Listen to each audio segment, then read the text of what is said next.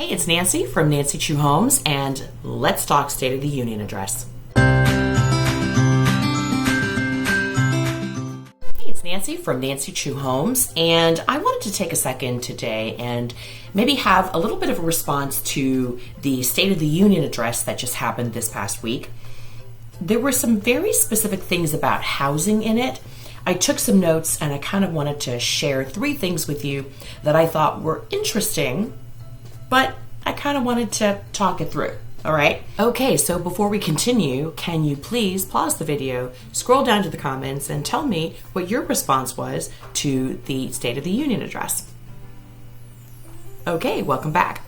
The first thing that I thought was interesting was that Biden spoke about affordable housing, right? So a first-time home buyer, middle class, $5,000 credit for the first 2 years for someone who was buying a median home. That sounds great. I think I was a little bit thrown by it because I was having a hard time sort of figuring out what was defined as a median home, what was being defined as, middle class, right? Where are these guidelines coming from? So my assumption is that they're FHFA guidelines.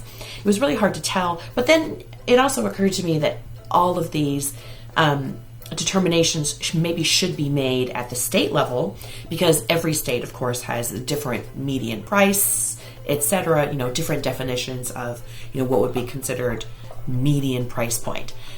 So that was an interesting thing, $5,000 credit. Now, one thing to remember, that a $5,000 credit doesn't really help you initially when you're choosing to buy the house. It's a $5,000 tax credit that comes, when you file your taxes for the first 2 years after you buy it.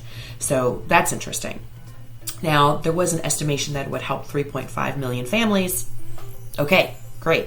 Not sure where they got those numbers from, but sounds positive enough. The second thing that I thought was interesting was to help the lock-in effect. Here we go. A 1-year tax credit up to $10,000 for someone who sells their starter home to an owner-occupant, as long as the home was below the county median price point.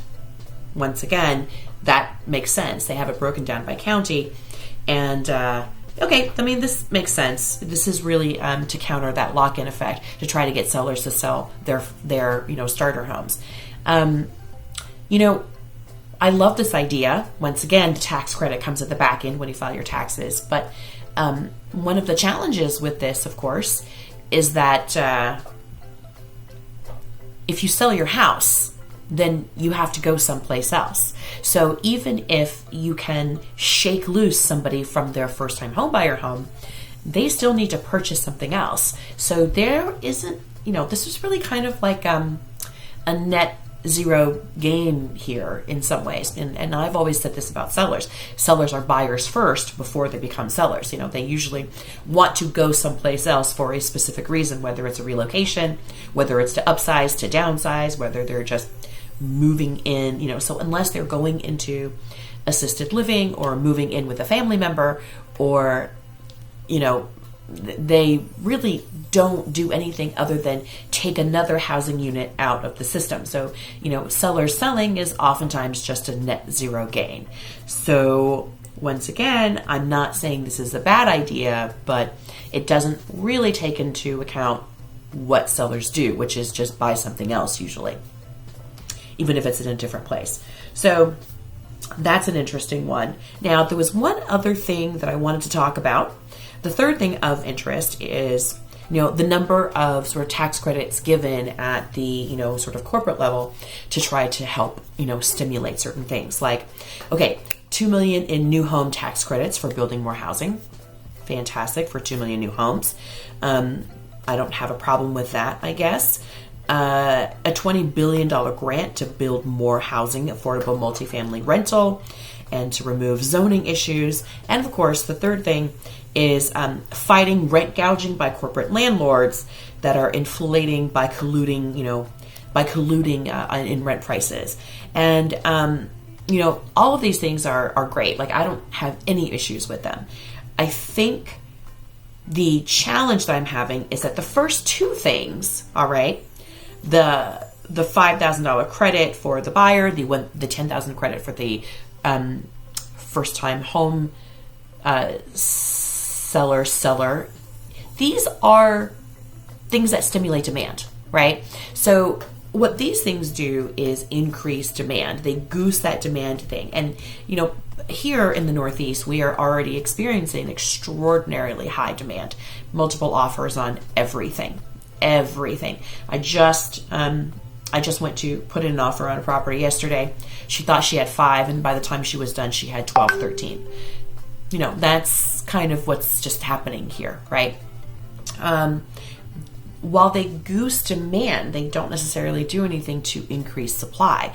And supply increase, which is what, the third factor, all of those aspects, the new home builds, the grants to change, multifamily zoning, fighting rent gouging, these are things that ultimately create more supply. And I think that is the more important thing that we need right now, is we would have, demand in and of itself. Creation of more doesn't do anything to change my inventory problem. So this, on this side, would create more inventory, and that would be amazing. I have one last thing to say about this, just as a response in general, which is, these do not feel like, none of this was an executive order, right?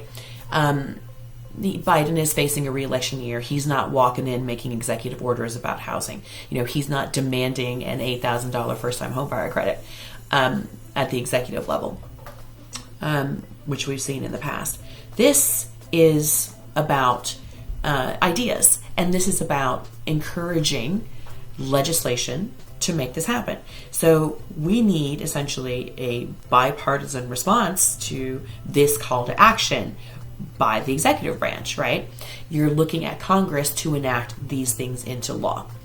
And while I have faith in the democratic process, I don't really have the strongest faith in our Congress right now. They've been very bipartisan and very split, and nobody will let anybody have a win, because they believe that means that they're suffering a loss, and instead the American people get to suffer all the losses while nobody else gets to win. Like, in other words, nobody gets to win here. So I don't know how comfortable I am thinking that Congress is going to be able to put this into action, because, as of right now, these are just ideas that require the legislative branch of our government to get it together and make these things happen for Americans, which we really need, and they really need to do this. Anyway, I just thought I'd share some of my thoughts regarding the State of the Union address, regarding housing, because, it's a lot of good thoughts and a lot of positive feeling, very good sound bites for an election year. Not really sure how this is all going to play out, what the specifics are, and what kind of time frame we're looking at, if any. All right. By the way, if you find value in any of our videos, please, could I trouble you to like, comment, and subscribe so that we can reach more people with the information that we have regarding the market. Thanks so much for listening to me, and I'll talk to you guys next week.